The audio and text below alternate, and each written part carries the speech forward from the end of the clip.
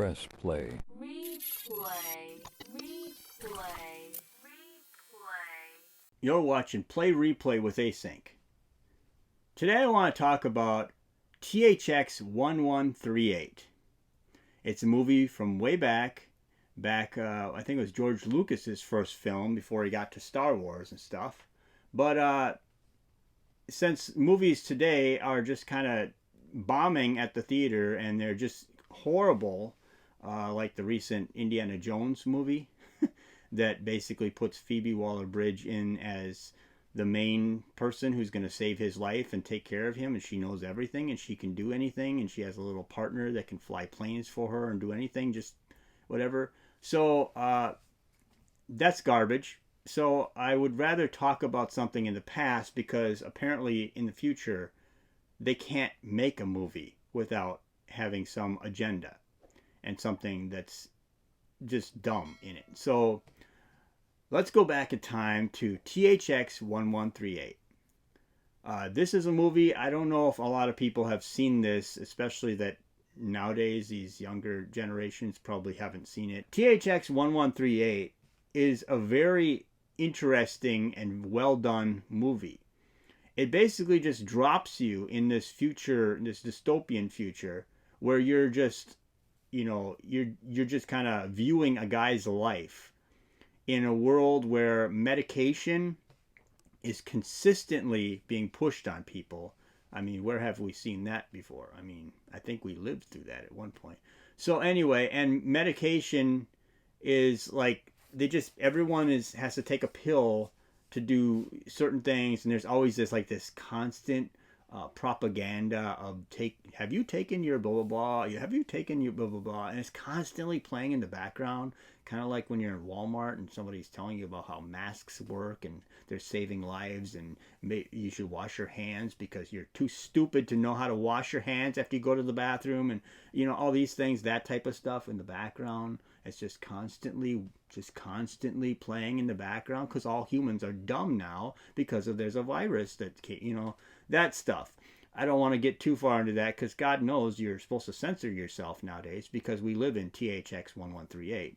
That's part of the reason why I wanted to do this, because I think it's interesting how that movie kind of mirrors the world we live in today, where medication is king, and they can list off all these horrible side effects, but for some reason it's just, well, ask your doctor, Well, in this anyway, the guy ends up, he doesn't take his meds, and the girl who he's with, and everybody in the future has their head shaved, and they basically look like they all look about the same, And in this movie, they have robotic police officers that just kind of have these electric rods that they just poke you and electrocute you and poke you and prod you like you're cattle, and kind of move you along or whatever, or they beat you. There's just, this movie reflects a lot of numbness to violence, because the guy, he just kind of, you could tell he doesn't want to live. It's just life. What's the point of living? You're just doing the same thing over and over every day, like just kind of a rat in a mouse, right in a maze or something, and you're just kind of just going through the same repetitive motion every day. Anyway, and then this guy ends up coming out of it, I guess, and the girl or whatever, she felt sorry for him or whatever. Anyway, and you end up going through this transformation where this guy becomes like a hero. He's trying to find his way out of all this stuff, and at one point he drops like a rod, or like a radioactive rod or something, because he didn't take his medication, and like he's using a machine to kind of pick these things up, and he just drops it and whatever. It's just amazing. And then he finally snaps out of it, because they must have a chip in their people's heads, because that's not Antichrist or evil or anything.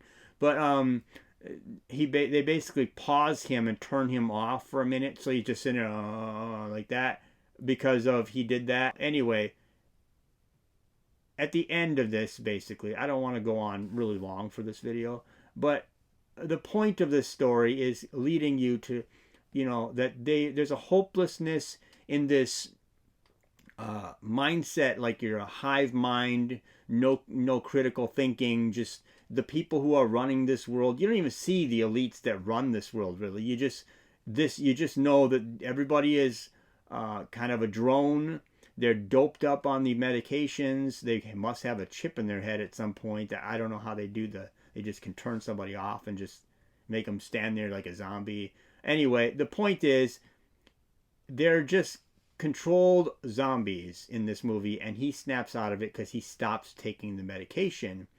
And this really kind of feels a little bit like the world we are in today, where a lot of people are on medication, and a lot of people are told that you have to take medication for numbers and numbers of reasons, just so much medication. And in reality, you probably don't need all this stuff, and it's probably not good for you. So this guy ends up getting out of this system, and he basically gets in a car chase and tries to get away, and eventually he runs and runs and runs, and I guess you find out that they're living underground. That's another thing that's interesting. And eventually you see him go up through the tunnel hole or whatever, climb up a ladder, and you see the sunlight, and that's kind of how the movie ends. And you feel like, okay, so he escaped into the natural world with the natural sun, the way it used to be, you know. And that's a great idea for a story. I just think it's a very good story.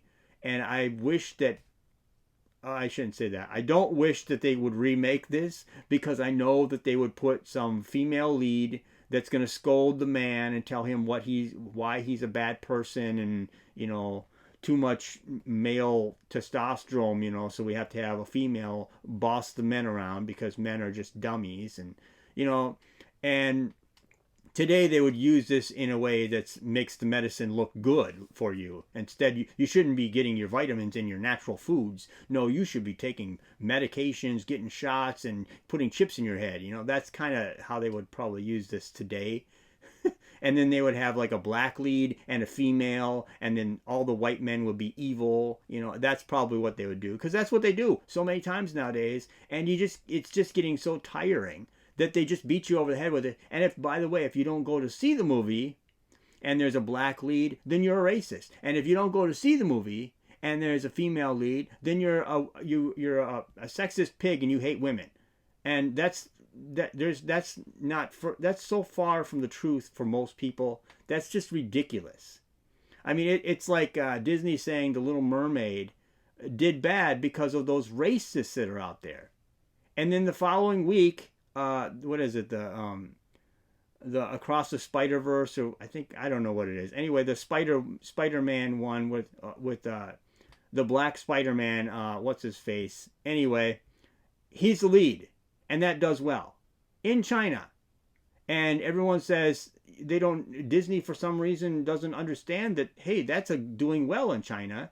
And apparently Chinese that are supposedly racist like that one, but they didn't like The Little Mermaid being black because they're racist. So how can you have it both ways? And also they liked Fast and the Furious, the new one, which has a diverse cast. No one cares about that. We don't care if there's blacks or Latinos or whatever on this movie. If it's a good movie, then people will go to see it.